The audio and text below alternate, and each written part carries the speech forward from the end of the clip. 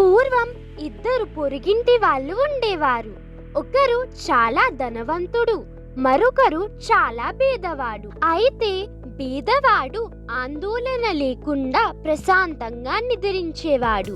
కానీ ధనవంతుడు తన సంపద ఎక్కడ దొంగలించుకుపోతారేమో అని ఎప్పుడూ భయంతో ఉండేవాడు. ఒక రోజు ధనవంతుడు తన పేద పొరుగింటి వాడికి సాయం చెయ్యాలనుకున్నాడు. అతను వెళ్ళి, నేను నీకు సాయం చెయ్యాలనుకుంటున్నాను, ఈ డబ్బు కుండని తీసుకో అని అన్నాడు. బీదవాడు ఆనందంతో ఆశ్చర్యపోయాడు.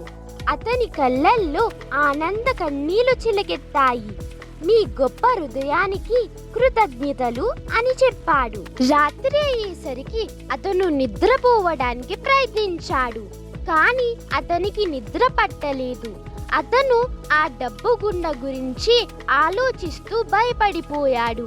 ఉదయం అయ్యేసరికి ఆ కుండని తిరిగి ధనకుడికి ఇచ్చాడు. ఈ డబ్బు కారణంగా నాకు రాత్రంతా నిద్ర పట్టలేదు. నా మనశ్శాంతి నాకు ముఖ్యమైనది అని అన్నాడు. ఈ కథ ఒక నీతి ఏంటంటే, డబ్బే అంతా కాదు,